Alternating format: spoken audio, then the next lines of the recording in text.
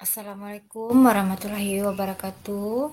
Bertemu lagi kita dengan mata kuliah Mekanika Fluida dengan materi kita yaitu kinematika zat cair.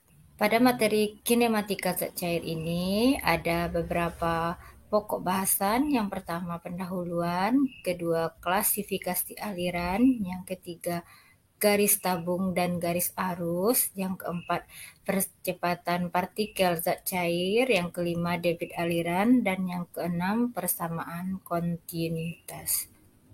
Baiklah, pokok bahasan yang pertama pendahuluan, di mana kinematika adalah tinjauan gerak partikel zat cair tanpa memperhatikan gaya yang menyebabkan gerak tersebut. Kinematika mempelajari kecepatan di setiap titik dalam medan aliran pada setiap saat. Di dalam aliran, gerak partikel sulit diikuti, oleh karena itu biasanya ditentukan kecepatan pada suatu titik sebagai fungsi waktu. Setelah kecepatan didapat, maka dapat diperoleh distribusi tekanan dan kemudian gaya yang bekerja pada zat cair. Pokok bahasan yang kedua yaitu klasifikasi aliran zat cair. Yang pertama aliran invisit dan aliran viskos. Yang kedua aliran kompresibel dan tak kompresibel. Yang ketiga aliran laminer dan aliran turbulen. Yang keempat aliran mantap dan aliran tidak mantap. Yang kelima, aliran seragam dan aliran tidak seragam. Yang keenam, aliran 1 dimensi, aliran 2 dimensi, dan aliran 3 dimensi. Dan yang ketujuh, aliran rotasional dan aliran tak rotasional. Baiklah, untuk klasifikasi aliran zat cair yang pertama, aliran invisit adalah aliran yang menganggap bahwa kekentalan zat cair yang dilambangkan dengan mu sama dengan 0. Sebenarnya zat cair dengan kekentalan 0 tidak ada di alam, dengan menganggap kekentalan zat cair sama dengan 0.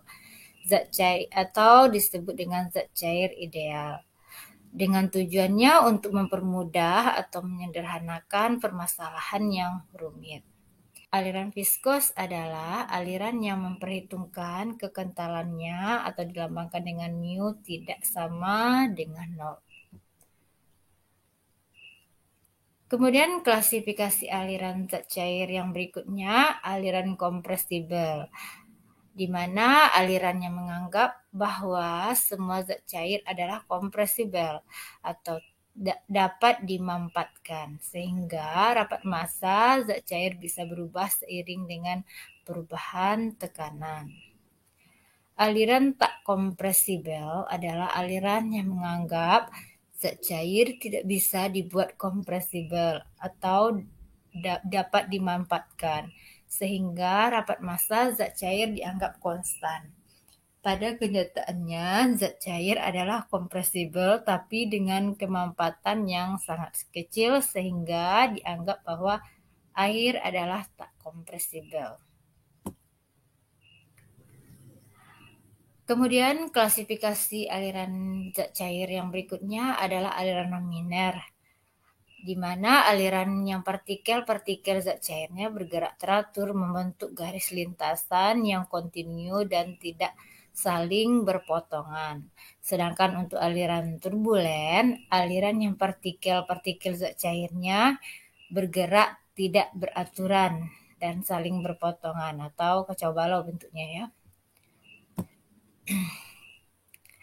Kemudian klasifikasi zat cair yang selanjutnya yaitu aliran mantap atau steady flow, adalah aliran yang variabel-variabel alirannya atau kecepatan, tekanan, rapat massa, penampang, kerapatan aliran, dan debit tidak berubah dari waktu ke waktu.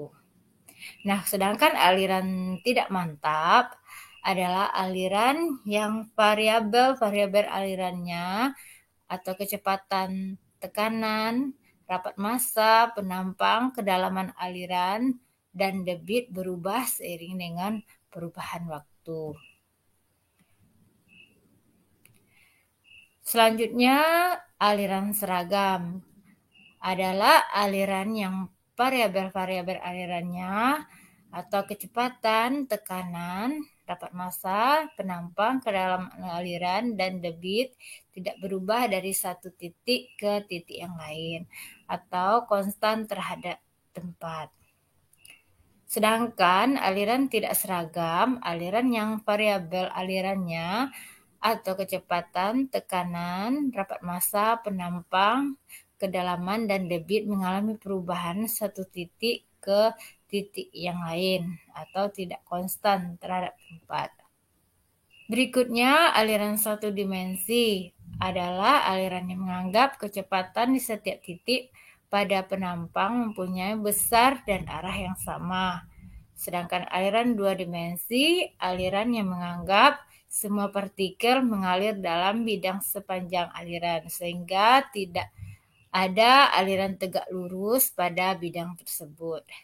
Sedangkan aliran yang tiga dimensi, aliran yang menganggap komponen kecepatan mempunyai besar dan arah yang berbeda. Komponen kecepatan U, V, dan W merupakan fungsi dari koordinat ruang X, Y, dan Z.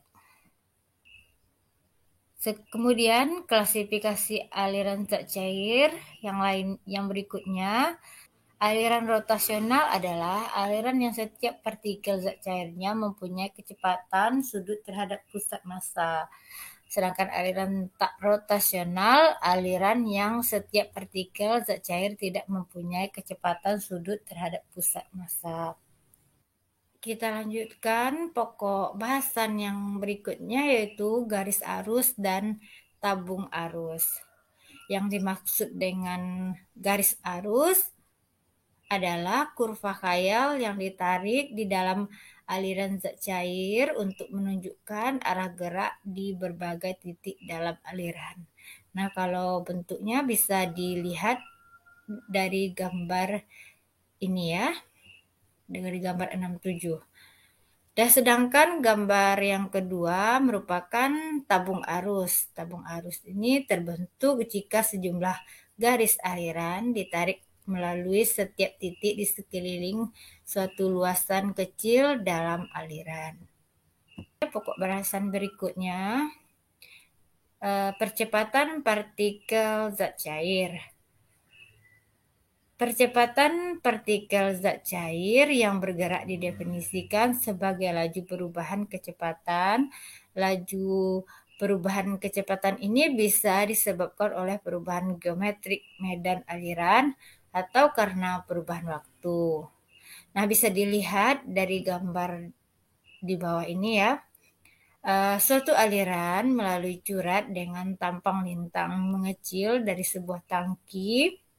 Apabila tinggi muka air dari sumbu curat adalah tetap, maka aliran melalui curat akan permanen dan kecepatan pada suatu titik adalah tetap terhadap waktu. Tetapi karena adanya pengecilan pada tampang curat, maka aliran di sepanjang curat akan dipercepat. Perubahan kecepatan karena adanya perubahan tampang aliran disebut dengan percepatan konveksi. Nah, apabila tinggi muka air berubah atau bisa bertambah atau juga bisa berkurang, maka kecepatan aliran di suatu titik dalam curat akan berubah dengan waktu, yang berarti aliran di titik tersebut mengalami percepatan. Berdasarkan gambar yang menunjukkan lintasan dari gerak partikel zat cair. Partikel tersebut bergerak dari titik 0 sampai ke titik P. Panjang lintasan OP adalah ds. Di titik O, kecepatan partikel adalah V, dan di titik P, kecepatannya menjadi V ditambah dV. Selama gerak tersebut, kecepatan partikel tidak tetap, tetapi berubah dengan waktu dan ruang. Secara matematis dapat ditulis P sama dengan P, di mana V merupakan fungsi dari T dan S ya. T itu merupakan waktu, sedangkan S merupakan simbol dari jarak. Percepatan partikel selama gerak tersebut adalah A sama dengan dV per dt. Diferensial dV ditulis dalam bentuk diferensial parsial. dV sama dengan diferensial V dibagi diferensial T dikali dt tambah diferensial V dibagi diferensial S dikali ds. Kemudian persamaan 53 dan disubstitusikan ke dalam persamaan 52. Dan karena V sama dengan ds per dt, maka didapat A sama dengan dV per dt sama dengan diferensial V dibagi diferensial T ditambah V dikali diferensial V dibagi diferensial S, di mana dV per dt merupakan percepatan total yang terdiri dari percepatan lokal atau diferensial V dibagi diferensial T dan percepatan konveksi atau dV per ds. Baiklah, kita lanjutkan pokok bahasan berikutnya yaitu debit aliran. Debit aliran adalah jumlah zat cair yang mengalir melalui tampang lintang aliran tiap satuan waktu disebut dengan debit aliran dan diberi notasi adalah Q. Debit aliran biasanya diukur dalam volume zat cair tiap satuan waktu, sehingga satuannya adalah meter kubik per detik atau satuan yang lain liter per detik atau bisa juga liter per menit ya. Di dalam zat cair ideal di mana tidak ada terjadi gesekan, kecepatan aliran V adalah sama di setiap titik pada tampang lintang. Sarannya debit dinyatakan dengan persamaan Q sama dengan A kali V. Bisa juga A sama dengan Q per V. Ini kita coba contoh soal. Pertama, pipa dengan diameter 0,25 meter mengalir air dengan kecepatan 1 meter per detik. Berapakah debit aliran? Berapakah kecepatan debit aliran dinaikkan menjadi 75 liter per detik ya. Nah, kita coba lanjutkan. Mana jawaban untuk A, yaitu yang kita cari adalah debit aliran yang dilambangkan dengan Q sama dengan A kali V. Sama dengan seperempat V dikali D kuadrat dikali V. Sama dengan seperempat V dikali 0,25 kuadrat dikali 1 sama dengan 0,0491 meter kubik per detik. Sama dengan 49,1 liter per detik. Kemudian untuk jawaban B, yaitu kita mendapatkan kecepatan aliran ya. Nah, kita masih menggunakan persamaan Q sama dengan A kali V. Karena ditanya kecepatan aliran, kita putar di mana V sama dengan Q per A. Dari soal, berapakah kecepatan jika debit aliran dinaikkan menjadi 75 liter ya.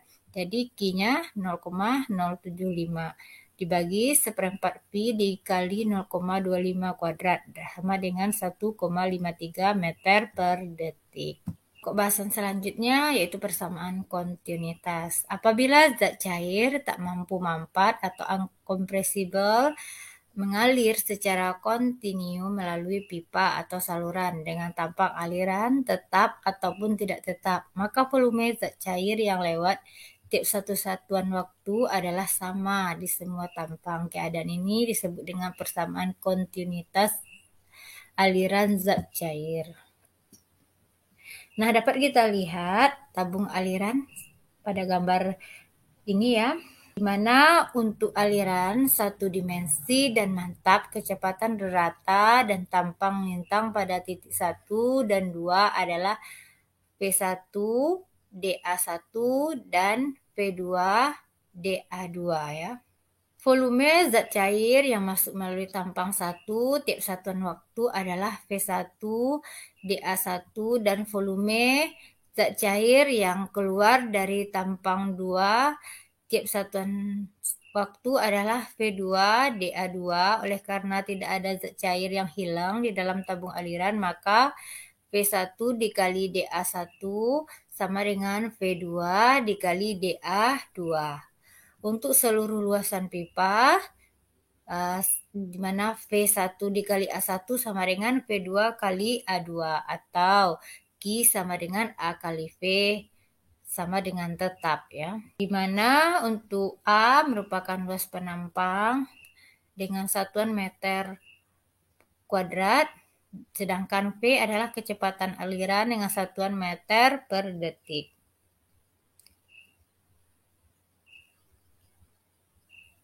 Nah, pada persamaan 57 dikenal dengan persamaan kontinuitas untuk zat cair yang tak mampu mampat. Apabila pipa bercabang seperti yang ditunjukkan gambar berikutnya, maka debit aliran yang menuju cabang harus sama dengan debit aliran yang meninggalkan titik tersebut.